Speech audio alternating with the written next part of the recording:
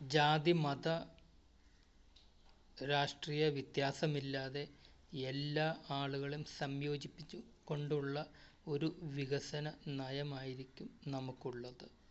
അതുപോലെ തന്നെ സപ്പോർട്ട് ചെയ്ത എല്ലാ ആൾക്കാർക്കും നന്ദി അറിയിക്കുന്നു.